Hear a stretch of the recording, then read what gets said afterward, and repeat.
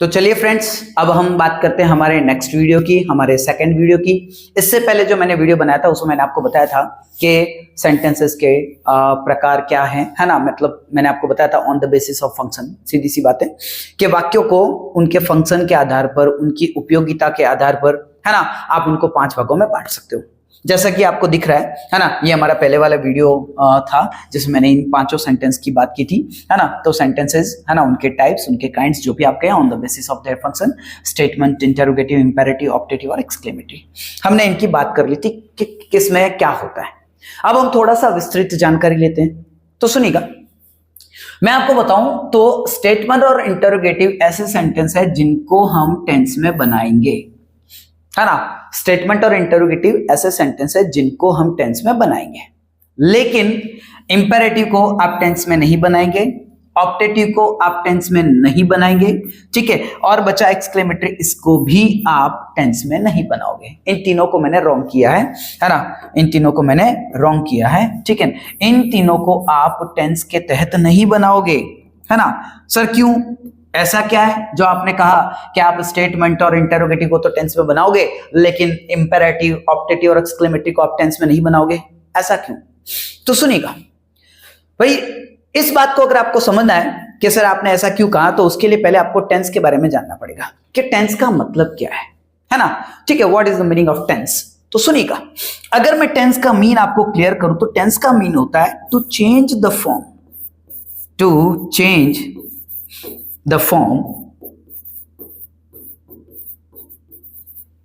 of verb, of the verb।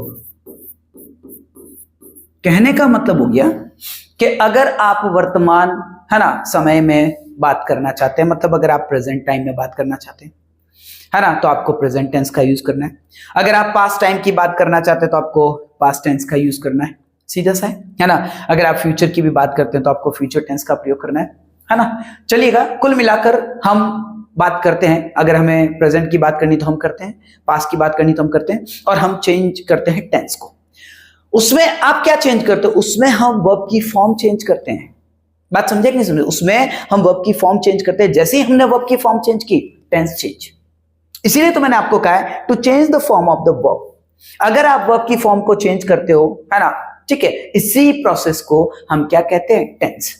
Tense का दूसरा नाम ही यही है, टेंस का मतलब ही यही है कि भाई साहब आप वर्ब की फॉर्म को क्या कर रहे हो? चेंज कर रहे हो, सीखते हैं, है ना। कहने का मतलब हो गया अकॉर्डिंग टू योर नीड, है ना। अगर आप प्रेजेंट टाइम की बात कर रहे हैं तो आप प्रेजेंट फॉर्म लगाइए, अगर आप पास्ट टाइम की बात कर रहे हैं, ठीक है, तो आप पास्ट फॉर्म लगाइए। तो सीधा सा है ना। 5 फॉर्म होती है, कहने का मतलब first form, second form, third form, fourth form, fifth form, ठीक है ना। ये 5 फॉर्म होती है एक वर्ब के लिए, ठीक है। तो according to the tense, according to our need, हम जिसे चाहे उसका यूज करते हैं। हम बार बार बदलते हैं, कहने का मतलब जैसे ही आपका टेंस बदला वर्ब की फॉर्म बदली, जैसे ही आपका टेंस बदला वर्ब की फॉर्म बदली। क्लियर?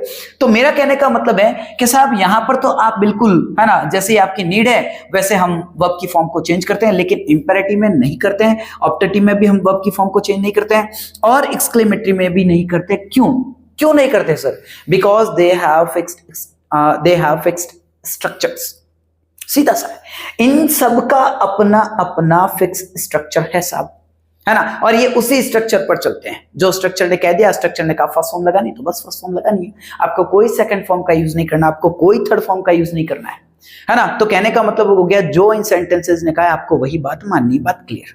तो आइए अब हम बात करते हैं इंपेरेटिव, ऑप्टेटिव और एक्सक्लेमेटरी, इन दोनों की बात हम टेंस में करेंगे।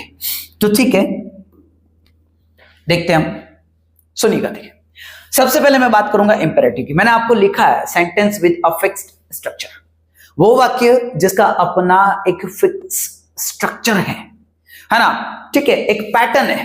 तो सुनिएगा, इंपेरेटिव सेंटेंस को आप 2 भागों में बांट सकते हो, पॉजिटिव और नेगेटिव। इंपेरेटिव का मतलब क्या होता है तो मैंने आपको बता रखा है। आप या तो किसी को ऑर्डर दे, किसी को रिक्वेस्ट करे, किसी को सजेस्ट करे, है ना, किसी को कुछ रेकमेंड करे, है ना, तो हम उसको क्या कहते हैं? Imperative sentence. 2 टाइप के होते हैं, पॉजिटिव और नेगेटिव। मैंने यहाँ पर कुछ आपको एग्जांपल भी दिए, बट उससे पहले हम इसके पैटर्न को समझते हैं, इसके स्ट्रक्चर को समझते हैं। पॉजिटिव के लिए मैंने स्ट्रक्चर को इस बॉक्स में बंद कर रखा है। मैंने कहा वर्ब का फर्स्ट फॉर्म है, देन ऑब्जेक्ट। यही स्ट्रक्चर है साहब। आप दुनिया का कोई भी इंपेरेटिव सेंटेंस बनाइए, इसी तरीके से बनेगा। बात समझे कि आपको पहले वर्ब का फर्स्ट फॉर्म लगाना और उसके बाद में ऑब्जेक्ट लगाना। कुछ भी दिमाग में नहीं रखना है कि क्या हेल्पिंग वर्ब आती है, क्या वर्ब आता है, किधर सब्जेक्ट ले जाना है, क्या करना है, अरे कुछ भी नहीं करना है। बस पैटर्न यही है, वर्ब की first form and then object. ये बना आपका इंपेरेटिव सेंटेंस। बात समझे कि नहीं समझे? ये बन गया अपना इंपेरेटिव सेंटेंस, है ना। जैसे मैंने एग्जांपल दिया, ओपन द डोर, दरवाजा खोलो, है ना। तो ये जो ओपन है ये वर्ब का फर्स्ट फॉर्म है और ये जो द डोर है ये ऑब्जेक्ट है। तो वर्ब का फर्स्ट फॉर्म डाला, उसके बाद मैंने ऑब्जेक्ट डाला और मेरा इंपेरेटिव सेंटेंस बन गया, open the door, open the door. Next, close the window, close verb का फर्स्ट फॉर्म है, द विंडो ऑब्जेक्ट है, क्लोज द विंडो। किसी ने कहा दरवाजा बंद करो, खिड़की खोलो, है ना। तो दरवाजा बंद करो, क्लोज द डोर, खिड़की खोलो, ओपन द विंडो। तो कहने का मतलब हो गया कुल मिलाकर, अगर आप वर्ब की फर्स्ट फॉर्म पहले रखते हैं और उसके बाद में ऑब्जेक्ट रखते हैं तो ये एक इंपेरेटिव सेंटेंस होगा। इसका नेगेटिव अगर आप लेने जाओगे, इंपेरेटिव का ही नेगेटिव लेने जाओ मना करने के लिए, दरवाजा मत खोलो, do not open the door, है ना। खिड़की बंद मत करो, do not close the window, है ना। क्रिकेट मत खेलो, डू नॉट प्ले क्रिकेट। तो आपको क्या करना है, डू नॉट लगाना, उसके बाद में वर्ब की फर्स्ट फॉर्म लगानी और उसके बाद में ऑब्जेक्ट लगाना और बात खत्म। ये इंपेरेटिव बन गया। सर ये क्या है? ये स्पेशली कहने के बाद रिक्वेस्ट करने के लिए, है ना, हम प्लीज का यूज करते हैं। बिल्कुल सही बात है ना। वरना एक सेंटेंस से हमें कैसे पता पड़ेगा? अगर लिखा हुआ है तो कैसे पता पड़ेगा? वरना अगर आप आमने सामने खड़े हैं तो अगले वाले के एक्सप्रेशन से, अगले वाले की पोस्ट से, उसके पद से, आपके अपने पद से। अगर आपको अगले वाला कुछ कह रहा है तो आप खुद समझ जाओगे। बड़ा है तो आपको पता पड़ जाएगा कि उसने ऑर्डर दिया है, छोटा है तो आपको पता पड़ जाएगा उसने रिक्वेस्ट की है। और मोस्टली रिक्वेस्ट के लिए व्यक्ति, आदमी जो भी है आपके सामने, वो प्लीज का यूज करेगा। ठीक है, तो अगर आप प्लीज ऐड कर देते हो आगे या पीछे, प्लीज को हम आगे भी ऐड कर सकते हैं, पीछे भी ऐड कर सकते हैं। जैसे please open the door, please open the door. इसकी जगह मैं ये भी कह सकता हूं, open the door please, close the window please. तो कहने का मतलब क्या, आप चाहो तो प्लीज को बाद में भी रख सकते हो, आप चाहो तो प्लीज को पहले भी रख सकते हो। तो ये है आपके इंपेरेटिव सेंटेंस। तो मैंने आपको बता दिया, इंपेरेटिव सेंटेंस में आप रिक्वेस्ट कर सकते हो, आप ऑर्डर दे सकते हो, आप किसी को सजेस्ट भी कर सकते हो, टेक लाइट फूड, हल्का भोजन लो, है ना, इतना हैवी भोजन मत लो, है ना, इतना हैवी फूड मत लो, ठीक है, इतना भारी खाना मत खाओ, है ना, हल्का खाना खाओ, ठीक है। तो टेक लाइट फूड, बात समझे कि नहीं? तो ये सजेस्ट किया। चलिएगा, तो ये है हमारा इंपेरेटिव सेंटेंस। इसके बाद अगर मैं बात करूं तो अगले वाले सेंटेंस की अगर मैं बात करना चाहूं तो नेक्स्ट अपना सेंटेंस होगा ऑप्टेटिव। मैंने आपको बता दिया था ऑप्टेटिव में क्या होता है। ऑप्टेटिव में हम किसी को विश करते हैं, हम किसी को ब्लेस करते हैं, हम किसी को कर्स देते हैं, है ना, आशीर्वाद देना चाहो, श्राप देना चाहो, है ना, तो हम ऑप्टेटिव सेंटेंस बनाते हैं। ऑप्टेटिव सेंटेंस का फिक्स स्ट्रक्चर है ये वाला, ये आपको दिख रहा है, इस बक्से में मैंने इसको बंद किया है। ये में plus subject plus verb plus जो भी पीछे चीजें आ रही है, ऑब्जेक्ट भी आता है कई बार दूसरी चीजें भी आती है, ठीक है। तो में प्लस सब्जेक्ट प्लस वर्ब, है ना, एलिप्सिस लगा दिया मैंने, मतलब यहां पर और भी कुछ जो भी पीछे बचा है आप उसको रख सकते हैं। लेकिन ध्यान रहे इसके लास्ट में एक्सक्लेमेशन मार्क लगाते हैं, ये ध्यान देना, है ना। ऑप्टेटिव सेंटेंस में भी एक्सक्लेमेशन मार्क ही आता है, एक्सक्लेमेशन मार्क, डंडी ये और नीचे इस टाइप से, तो इसको हम कहते हैं एक्सक्लेमेशन मार्क, ठीक है। तो इसका यूज करना है। आइएगा, जैसे मैंने सेंटेंस बनाया है, मे गॉड ब्लेस यू, में ये आ गया, सब्जेक्ट गॉड हो गया, वर्ब ब्लेस हो गया और ऑब्जेक्ट के लिए यू हो गया। तो मे गॉड ब्लेस यू, भगवान तुम्हें आशीर्वाद दे। बात समझे कि नहीं समझे? दूसरा, मे यू लिव लॉन्ग, है ना, तुम्हारी उम्र लंबी हो, ठीक है। मे the success touch your feet, है ना, तो मे द सक्सेस जो है वो आपका सब्जेक्ट हो गया, टच जो है वो वर्ब हो गया, या फीट जो है वो ऑब्जेक्ट हो गया। तो कहने का मतलब हो गया, मे रखो, देन सब्जेक्ट रखो, देन वर्ब का फर्स्ट फॉर्म रखो और उसके बाद में आप ऑब्जेक्ट रखो या जो भी कुछ दूसरा है वो चीजें रखो, देन एंड में आपको एक्सक्लेमेशन मार्क लगा देना है। तो ये है आपके ऑप्टेटिव सेंटेंस। लास्ट में हम बात करते हैं एक्सक्लेमेटरी सेंटेंस की। आइएगा, मैंने आपको बता दिया था कि एक्सक्लेमेटरी सेंटेंस का मतलब क्या होता है। एक्सक्लेमेटरी सेंटेंस में, है ना, व्यक्ति जो है वो एक्सक्लेम करता है ना, तपाक से बोलता है, ठीक है। अब देखिएगा, एक्सक्लेमेटरी सेंटेंस के स्ट्रक्चर मैंने ए लिखा है, मतलब इसका मतलब ये है कि शायद इसमें 2-3 टाइप हो सकते हैं। तो देखिएगा, स्ट्रक्चर ए मतलब पहला पैटर्न क्या होता है, व्हाट, ए और एन, जहां आपको जरूरत है वहां ए लगाओ, जहां जरूरत है वहां पर एन लगाओ। सर कैसे? आपको पता ही होगा, हमने छोटी क्लासेस में पढ़ा है ना, आर्टिकल्स, ठीक है, तो उसमें ए और एन का यूज होता है। अगर आपका जो नाउन है, सीधी बात है, सिंगुलर नाउन होता है, पहली बात तो ये सिंगुलर नाउन होता है, लेकिन उसका जो स्टार्टिंग जो लेटर होता है उसका साउंड वोवेल होता है, सीधी सी बात है ना। तो कुल मिलाकर अगर पहले पहले वोवेल का साउंड निकलता है तो आप एन लगाओ, और अगर पहले पहले अगर कॉन्सोनेंट का साउंड निकलता है तो फिर आप ए लगाओ, सीधा सा है, लेकिन सिंगुलर नाउन होना चाहिए। तो जो भी आगे एडजेक्टिव का है ना, ठीक है ना, अगले वाले जो सबसे पहले जो लेटर है उसका साउंड अगर वोवेल का निकल रहा है तो एन लगा दो, और उसका साउंड अगर कॉन्सोनेंट का लग रहा है तो ए लगा दो, दोनों आ सकते हैं, ठीक है। तो व्हाट, ए और an plus adjective plus noun plus subject and then verb first form. इसके बाद में इसके एंड में भी क्या आता है, एक्सक्लेमेशन मार्क। अब वो सीधी सी बात है, तो एक्सक्लेमेटरी सेंटेंस है तो एक्सक्लेमेशन मार्क तो आएगा। ऑप्टेटिव का ध्यान रखना है, चलेगा। तो what a beautiful picture this is, है ना। व्हाट अ ब्यूटीफुल जो है वो एडजेक्टिव हो गया, पिक्चर जो है वो नाउन हो गया, दिस जो है वो इसके लिए सब्जेक्ट हो गया, ठीक है, और वर्ब जो है वो इज हो गया। तो मेरा कहने का मतलब है what a beautiful picture this is. Clear? तो आपको क्लियर हो चुका होगा। थोड़ा सा यहाँ पे हाथ लग गया, एक मिनट। हाँ, next sentence, what a great idea you have, what a great idea you have, है ना। तो कहने का मतलब वही वाली चीजें आ गई, है ना। आगे देखिएगा नेक्स्ट, अगर अगले वाला अगर मैं बात करूं, एक और पैटर्न आता है, तो सुनिएगा। देखिए ये वाला पैटर्न है, काफी फॉन्ट बड़े हो गए, थोड़े छोटे कर लेते हैं, चलिए।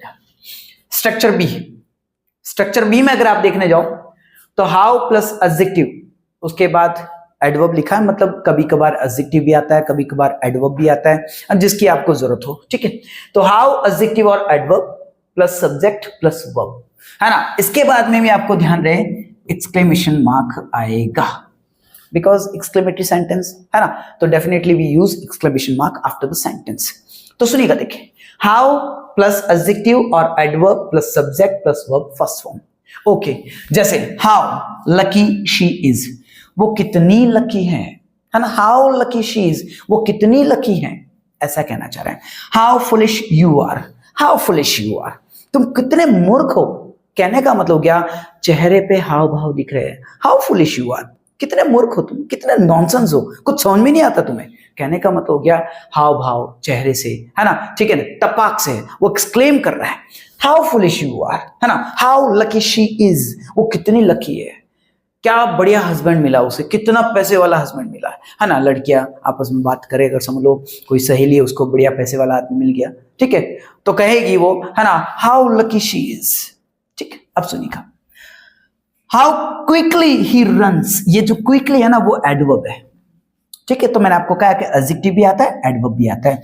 हाउ क्विकली ही रन्स, वो कितना तेजी से भागता है ना, वो कितना तेज भागता है, क्या गजब का तेज भागता है ना। तो वो कहने का मतलब चेहरे पे अपने हाव भाव दिखा रहा है, ये वाला पैटर्न। एक और पैटर्न मैंने लिखा है, interjection plus exclamation mark plus statement, है ना। स्टेटमेंट आता है, ठीक है। अब स्टेटमेंट में कोई भी टेंस का यूज हो सकता है ना, third form, second form, first form, किसी का भी यूज कर सकते हैं, ठीक है, वो हमारी नीड के हिसाब से होगा। तो सुनिएगा, देखिए बस आपको ध्यान रखना है, ये आगे इंटरजेक्शन लगाना है, इंटरजेक्शन के कारण ही ये एक एक्सक्लेमेटरी सेंटेंस बना है। हुर्रे या हुर्रा, है ना, hurrah we have won the match.